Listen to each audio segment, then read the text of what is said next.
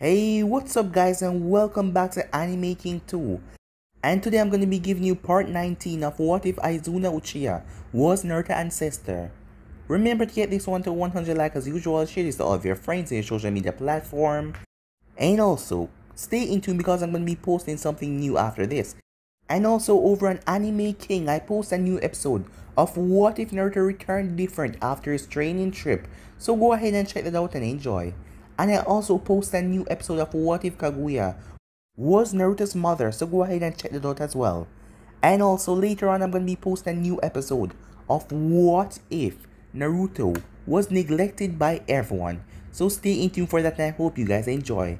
And remember, if you're new and this is the first time hearing my voice and you enjoy the videos on both Anime King and Anime King 2, go ahead and click that red subscribe button and become a part of the Anime King family. And yeah guys, without further ado, I think the girls with their nails done now.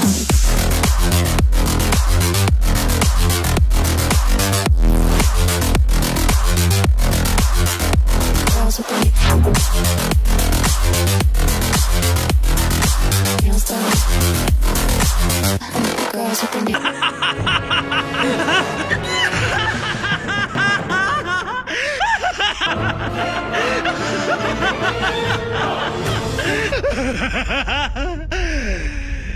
So, the last time we left off, Naruto revealed the blade that Shin left behind for him, as this blade can control the element of fire. But Naruto hasn't had much training with it, but he was able to completely incinerate Reiga, as he then turned his sights on Zabuza, as the both of them had an epic battle. In the end, Naruto stabbed Zabuza right through the stomach, but Zabuza then started to chuckle as he burst into water, as the real Zabuza came out from the water and stabbed his giant sword right through Naruto's back, piercing him, as he pulled it out and grabbed Naruto by the throat, as Naruto was beyond shock as he could feel his life slipping away from him.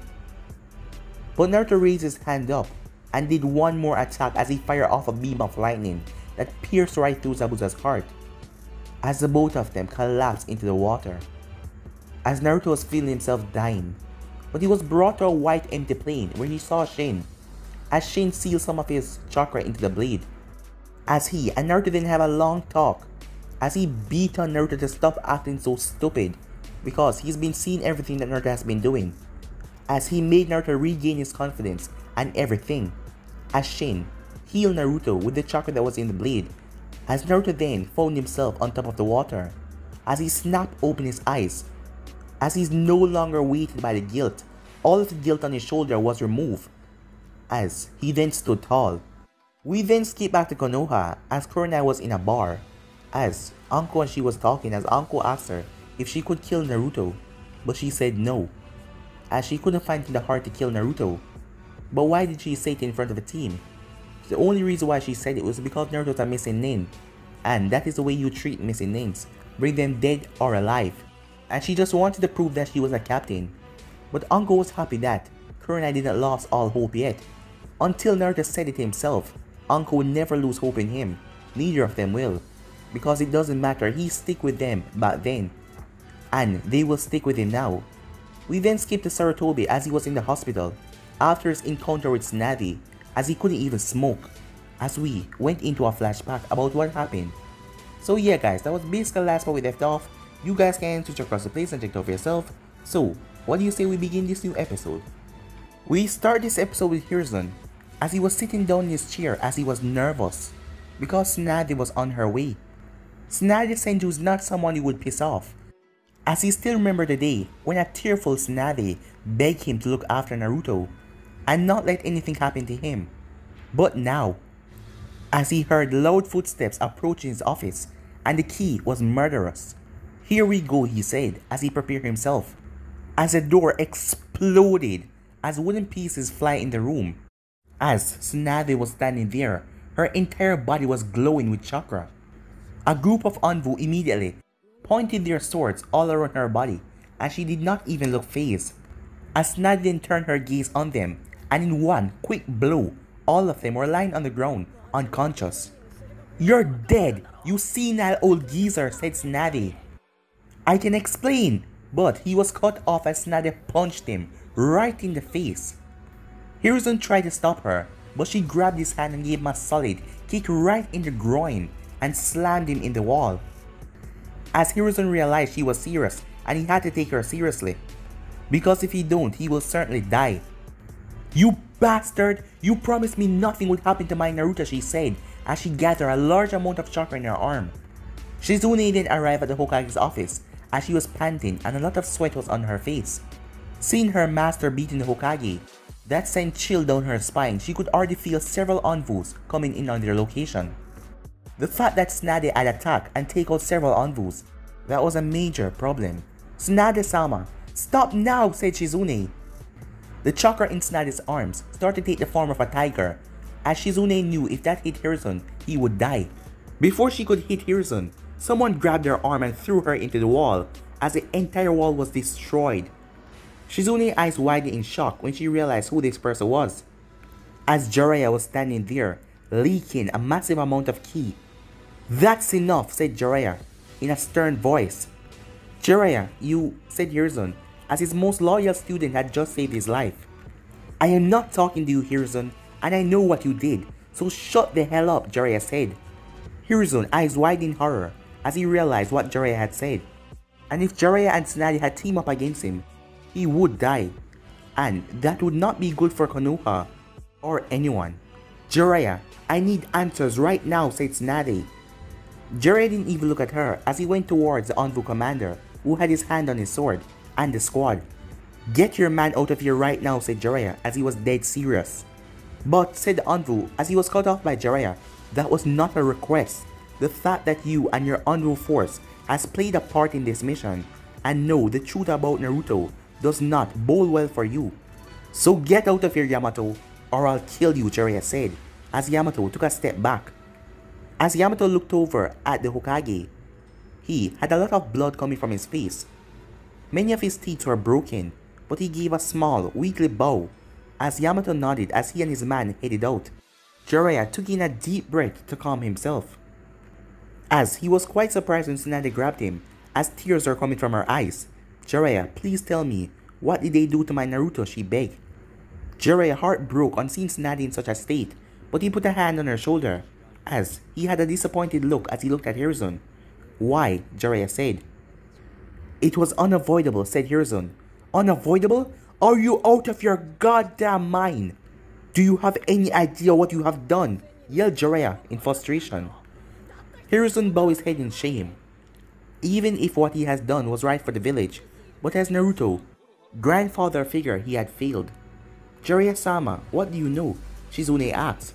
"When did you come back to the village?" Hiruzen asked. "I was in the village since this past week, and I found out the real truth about Operation Ghost. You bastard! You used Naruto for your own gains." As Shizune and Tsunade's eyes went wide, hearing that.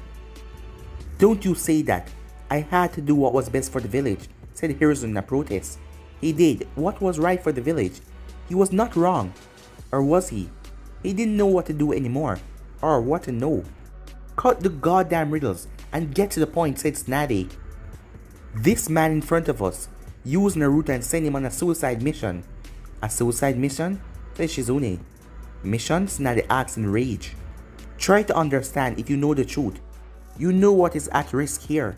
Jiraiya lost his cool as he grabbed Hiruzen and pushed him in the wall as he looked him dead in the eyes. "I am not falling for your crap.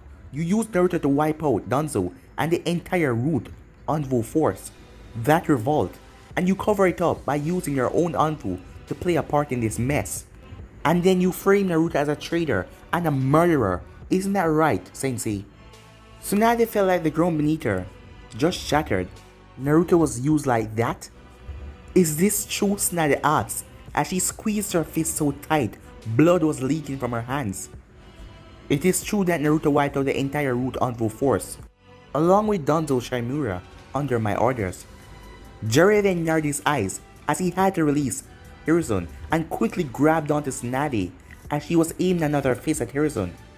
"Calm down, he's still the Hokage. Do you want to make things worse for Naruto?" As Tsunade just looked away. "I don't understand. How can young Naruto took out the entire Envoy force? And how does he know about Danzo and Root? And I thought that you disbanded Root." "Years ago, Hokage," said Shizune. "Things are not simple as it looks, Shizune. After the Kyuubi attack, I devoted all of my forces to rebuilding the village and keeping it safe. In doing so, I failed to realize the threat that Danzo was posing. He restored the root Anvu right under my nose, and I had no idea. Until what?" Tsunade asked. "Until it was too late," said Hiruzen shamefully, as he really wished that he could go back in time and stop all of this before it even happened. "What does it have to do with Naruto?" asked Jiraiya. He had a rough idea what it was about, but he was not too sure, and saying his theories in front of Tsunade were going to be hard because she's going to try and kill Hiruzen every chance she get. "Danzo trained Naruto as a root operative. He was the one who was assigned to kill me, while Danzo take over the village. As that shocked everyone to their core. This can't be. Naruto was a root agent?" Jiraiya asked in pure shock, as he had no idea that Naruto's life was turning into that. Meanwhile, Tsunade couldn't believe what she was hearing. She knew what root was, and hearing about Naruto being a part of it sent shivers down her spine. A captain, to be precise. But instead of working with Danzo, Naruto told me everything, and he was working against Danzo from day one, knowing that Danzo wasn't doing the right thing for this village. He was only going to cause deaths and problems. But even though Naruto was smart, he wasn't able to find out about Danzo's plan until the very end. Naruto had performed missions all over the world while he was en route, so he found out about Orochimaru, and he found out that there was an invasion that was planning against the village. So he proposed a solution. That was to annihilate the entire root force, becoming a criminal, going beyond enemy lines, joining the biggest traitor of Konoha. Was that Naruto's solution, or was it yours? All of us know damn well whose solution it was, said Jiraiya as he was angry. How do you know about all of this? Asked Hiruzen as he lowered his guard, as Tsunade dashed past Jiraiya and smashed him into the wall again. Was that really necessary? Asked Jiraiya. Screw you, said Tsunade. Well, if you would like, said Jiraiya, and the next moment he was punched into the wall as well. This is going to be a long talk, thought Shizune. Back in the real time, Hiruzen was lying down on a bed, as he knew that Tsunade was pissed at him, well the both of them were, and he did not try to fight back, because right now he knew Tsunade had nothing holding her here, and she could desert the village and never show her face here again. And at this moment, he couldn't afford to lose 2 Sanins. And if she was a missing nin, Jiraiya would protect her, and saying that Hiruzen was wrong and she was right, and that will lead to a bloody mess which Orochimaru will surely and gladly take advantage of. So he had pardoned Tsunade for attacking him and the Anvu. As Kakashi then entered the room, I see you're in worse shape than I thought. Well, I took quite a beating, said Sarutobi, as he winced in pain a bit when he talked. How did Jiraiya found out? The Anvu commander. He's not a spy for nothing. He was in the village for an entire week without any of us knowing. And seeing the people's reaction, he went to the morgue and he checked. And he put the Anvu commander under a strong genjutsu. Wait, does this mean? No, he doesn't know anything about Ren. The commander sealed it away into his subconscious. And you can't get that from a simple genjutsu from the Toads. You have to use like the Mangekyo Sharingan. That's the only way. As Kakashi sighed in relief. For a moment there, he thought Jiraiya found out the truth, and he knew Jiraiya wouldn't keep that away from Naruto. Even Kakashi wanted to tell Naruto, but now was not the time. But in a few years, he will tell him. Later that night, Hiruzen was in the hospital as a crow landed on the window. The crow then flew inside as it came up to Hiruzen. It seems like Operation Wave is about to start, Hiruzen thought. Time skip. Naruto was standing in a dark base as a young Anvu girl looked at him. Why? Captain Naruto, she said. You betray all of us. You kill all your comrades. Look! As Naruto looked around, his hands were soaked in blood and a lot of dead bodies were around him. Who are you? Said Naruto. What is going on? As he looked at the girl. As her head was looking down. As he went up to her.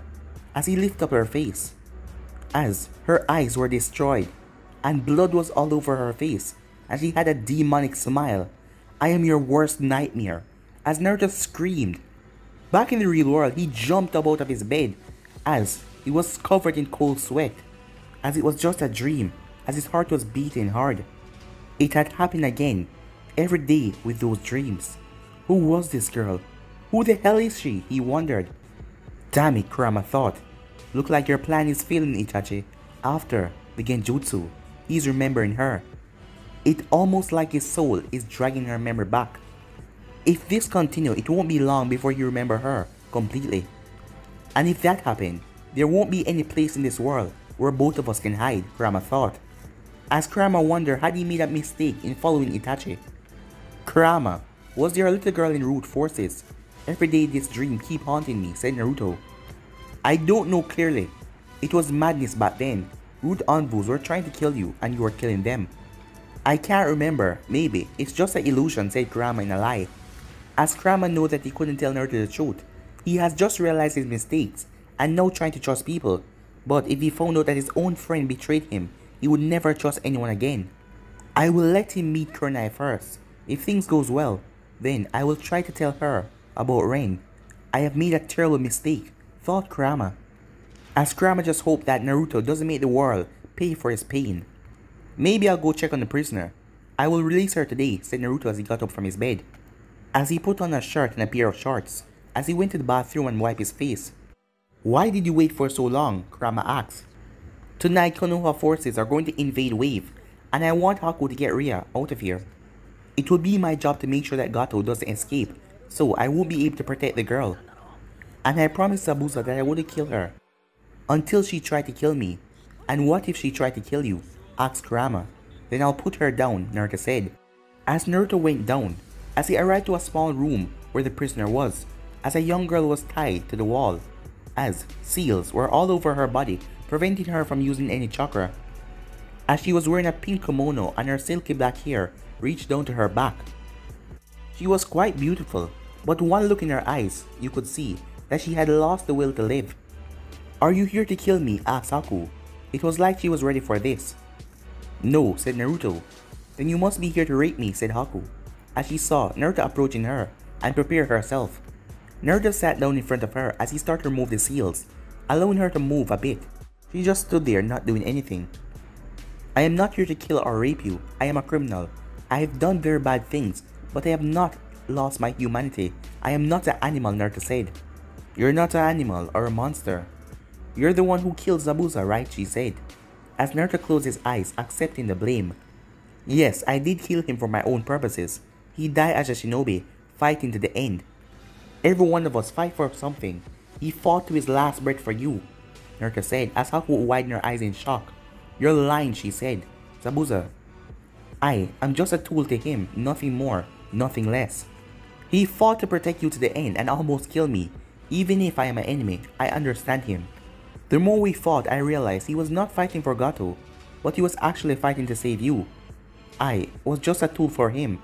Don't lie to me, Aku said in anger.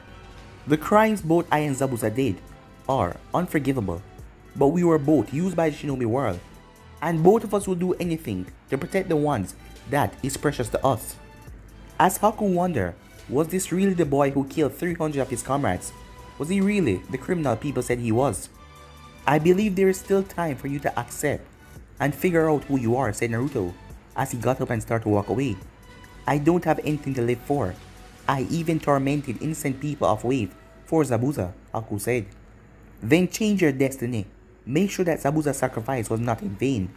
You can hate me forever, it doesn't matter. I don't mind bearing your hatred, said Naruto with a small smile. But make sure you find yourself and make something out of yourself. Zabuza-sama, I will keep on living for you, she thought, as a smile came on her face. Seeing that smile made Naruto happy. This world was not as cruel as it looked. I can't change the past, but I can definitely change the future, Kunai, said Naruto as he walked out the door. Meanwhile, Kunai was standing in front of 60 shinobi. She had a few chunins, but most of them were genins, and some jonins. She had Kotetsu and Izumo chunins, jonins, like Aoba, Anko, Gai, Hana Inuzaka, Genma, Asuma and Kakashi, and herself.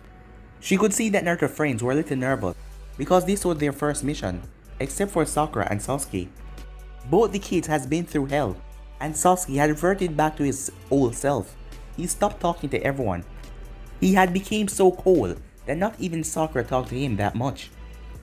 Talking about Sakura, she looked a lot stronger than before.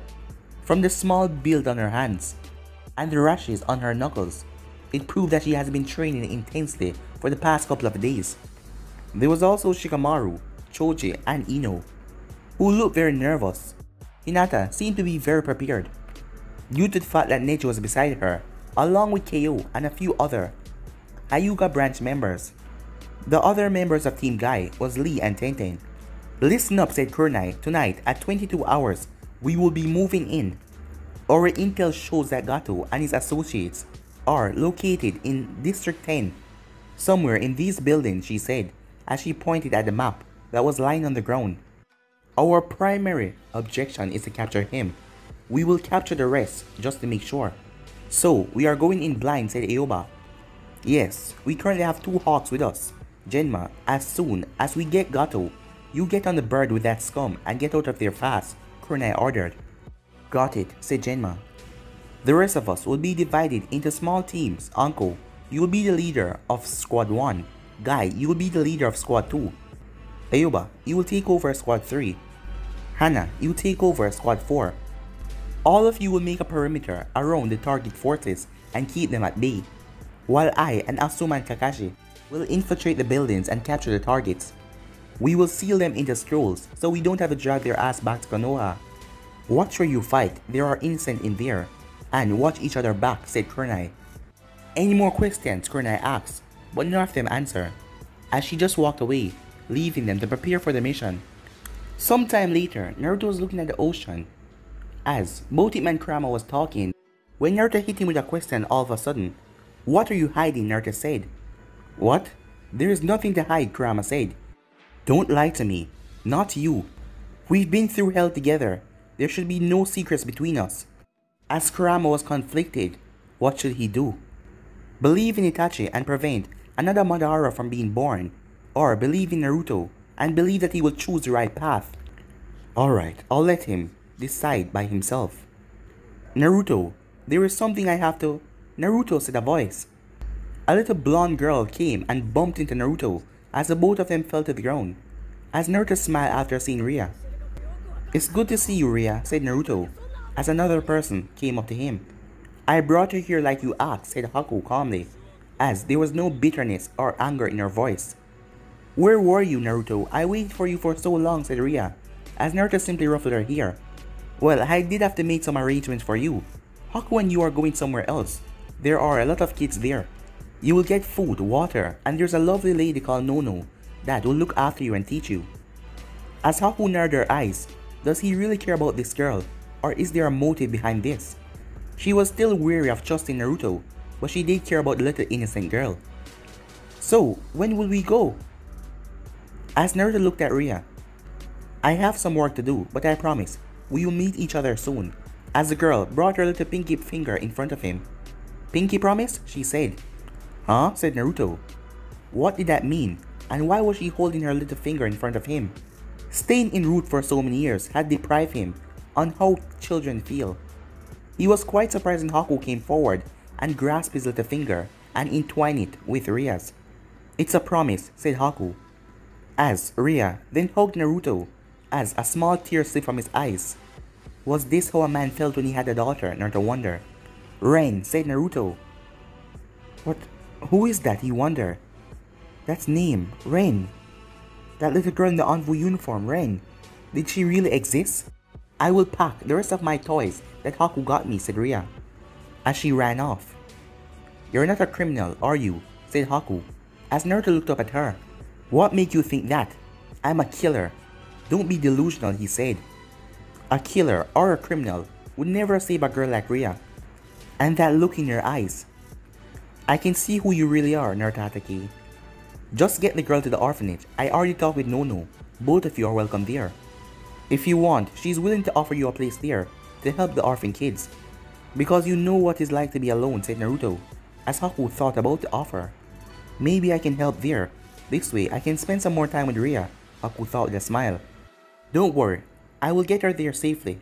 As Naruto nodded, as he then snapped his head to the right, as they were here, as he could feel 60 signatures hiding in the forest, as he could feel Sasuke, Sakura, Anko, Kakashi, Ino, Choji, Shikamaru, Hinata, all of his friends were there.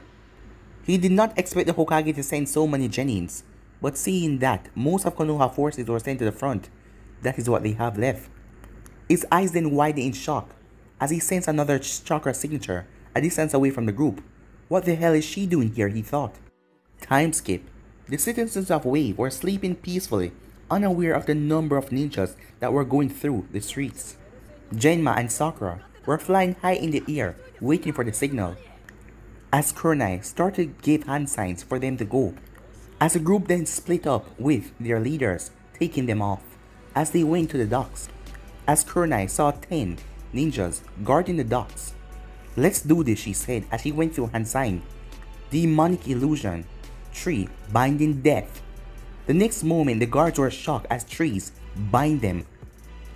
And in a matter of 2 minutes, all of them lay dead on the floor as Kurenai stepped past them. As she saw 3 ninjas up ahead, as it was quite dark as they were looking down to see what happened. As she took out 3 kunais and quickly ended them, as their bodies dropped with a thud. She quickly had to hide herself as she spotted numerous ninjas on rooftops. As Kurenai went through hand sign as she released a mist, it was a genjutsu, as it started to affect all of the ninjas in the nearby site. As Kurenai gave the signal, "Let's go," said Kakashi and the other leaders. On a high rooftop, Naruto watched everything from afar as he could feel the chakra signatures entering Wave.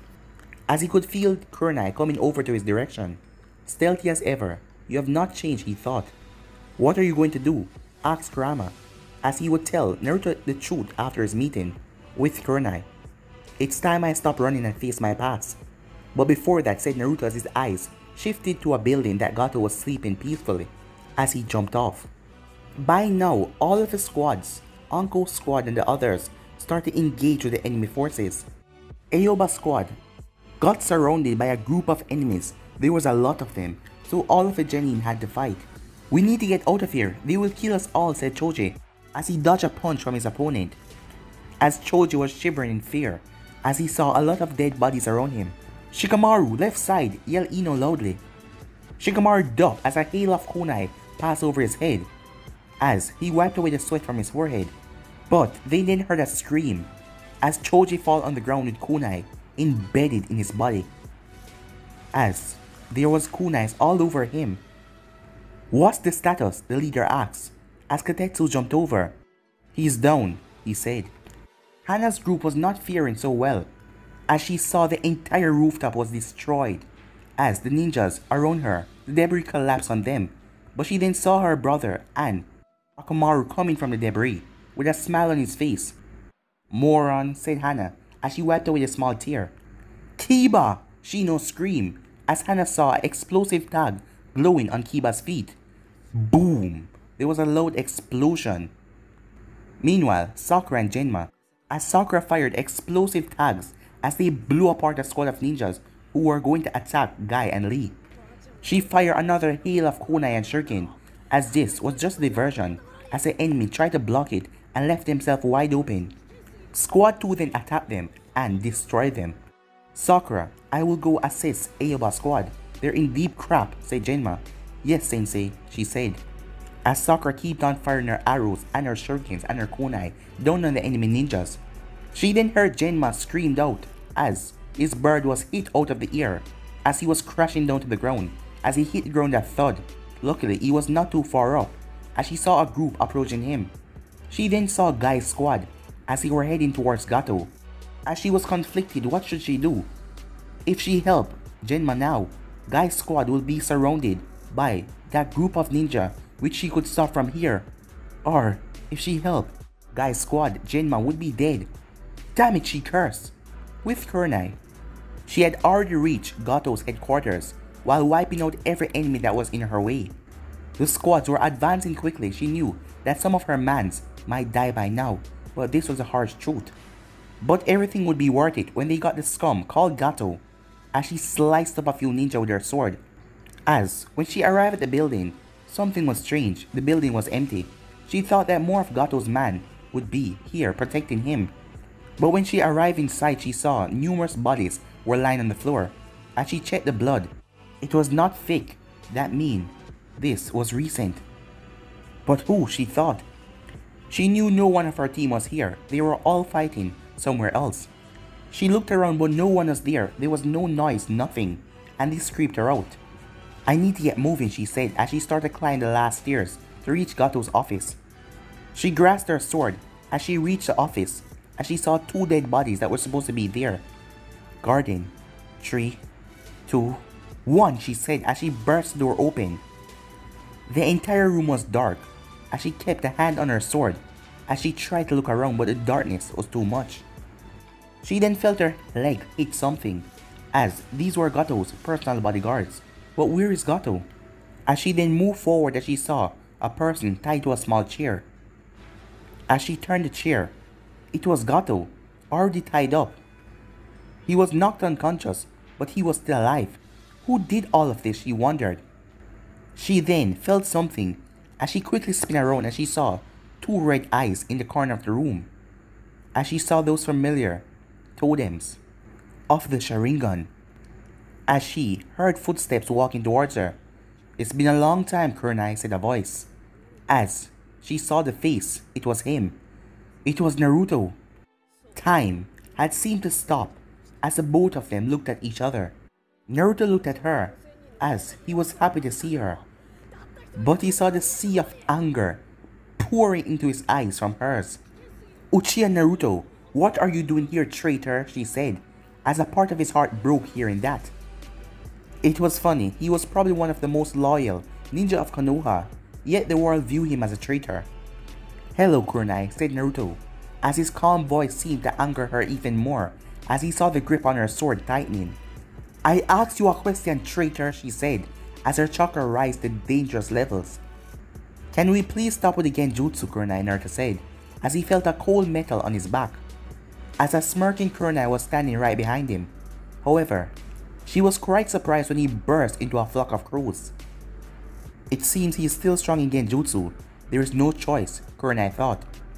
Stop hiding outside the window. I want to face you. Not your stupid clone, said Kurenai. Fine, said the clone, as he poofed away, as the real Naruto entered from the window. As she saw that he was wearing a dark black cloak and blue pants. Surprisingly, he did not have his face mask on. As her eyes then shifted to the headband on his head, as she saw the slash in his headband. So, it was all true. Did you really did all of this, Naruto? Did you kill 300 Anbu of our village and stole the forbidden scroll, Kurenai asked, as she tightened the grip on her sword, as her hands were shaking. But guys, I'm be ending this episode right here. If you want to see the next part of this, you already know what to do. Like, subscribe, comment down below, and turn on that bell notification to stay posted. Remember to share all your friends to your social media platform, and stay in tune for the rest of what is coming your way. And I hope you guys enjoy each and every one of them. But for now guys, I'm out of here. Peace.